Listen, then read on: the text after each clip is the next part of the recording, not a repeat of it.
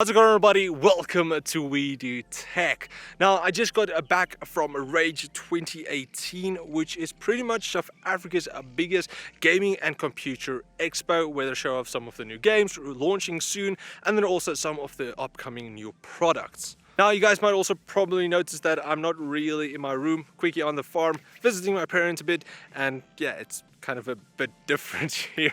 I'm all in nature now, not really in tech.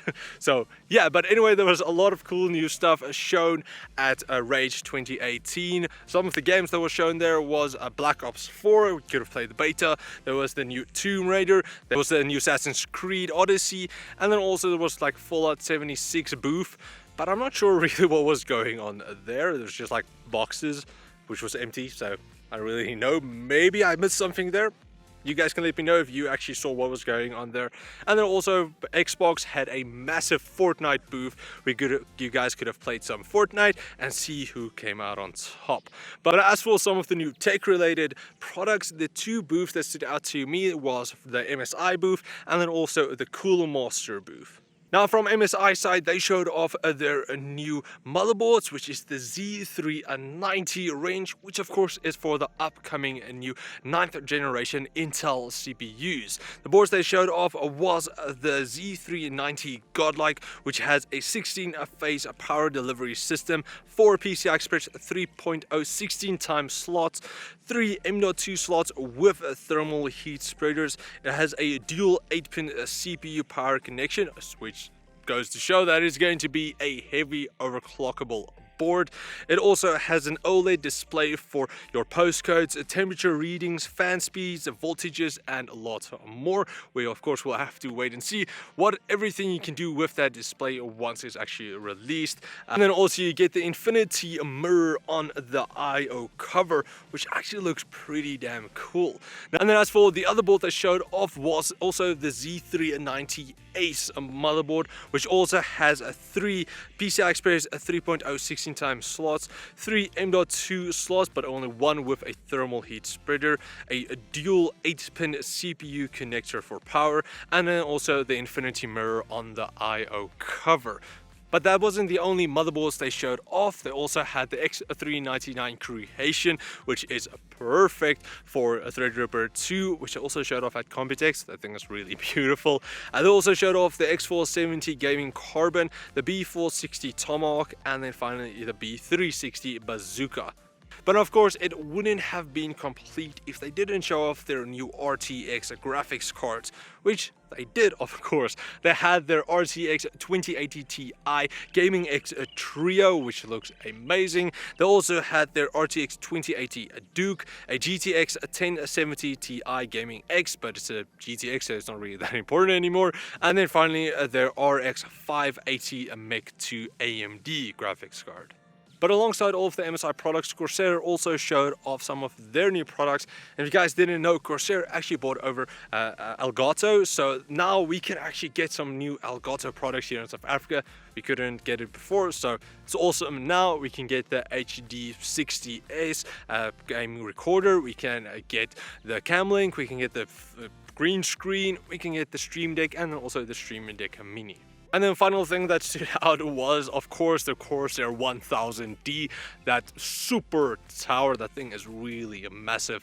I don't think one person can carry that thing. So that had a dual system in there with the RTX 2080 Ti Gaming X Trio and then also an RTX 2080 Duke. But Cooler Master also showed off a bunch of their new upcoming peripherals, which is really looking awesome. So first up, they had the CK350, which is actually the cheaper version of the CK550, which is really doing well.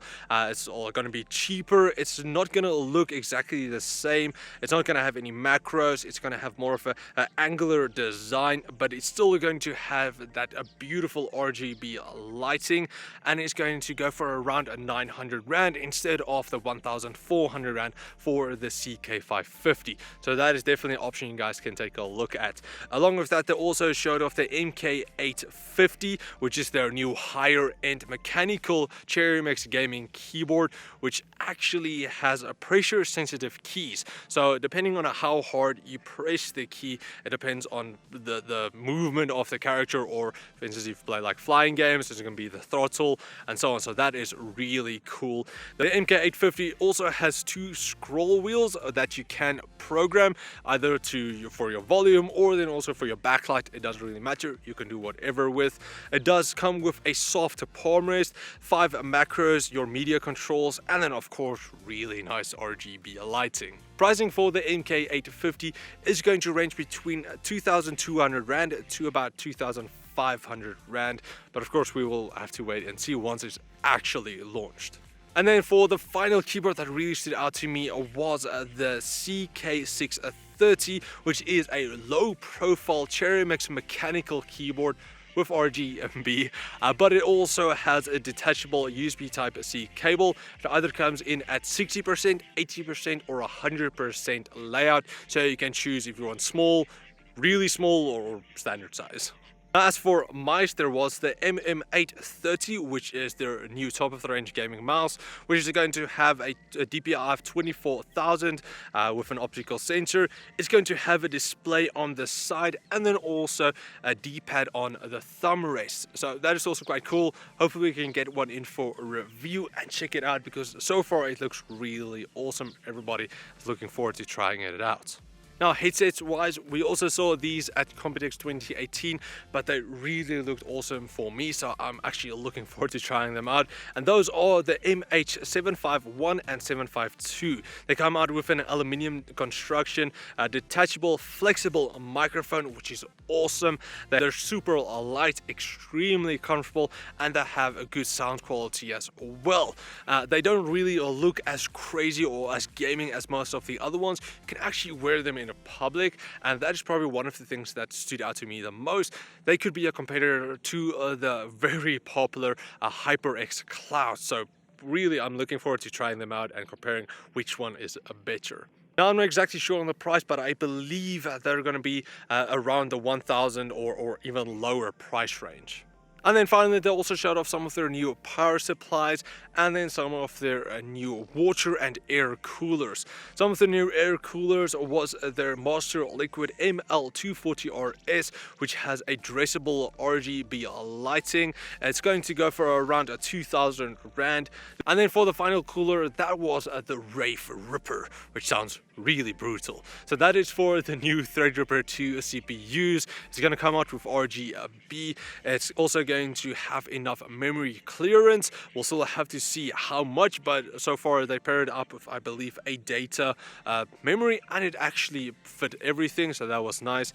And then also it's going to have a TDP of 250 watts, so it's going to be perfect for the new Threadripper CPUs. As for availability for these new Cooler Master products, most of them will be available between November and December. So between those two dates, they'll actually be able to purchase, but not everything is going to be released by then. Some might only be early next year. But yeah, that was pretty much it for my coverage of rAge 2018. Again, it was really nice to see a bunch of you guys walk around, see some of the new tech, play some new games, and I'm really looking forward to next year. So that was pretty much it. If you guys enjoyed this video, please like, share, subscribe, and comment. Also, if you saw me at rAge, let me know down there. I know probably a lot of you guys saw me but didn't say hi. So yeah, next time say hi. I'm friendly, I don't bite. I hope. But yeah, thanks for watching, guys, and I will check all of you next time. Cheers, guys.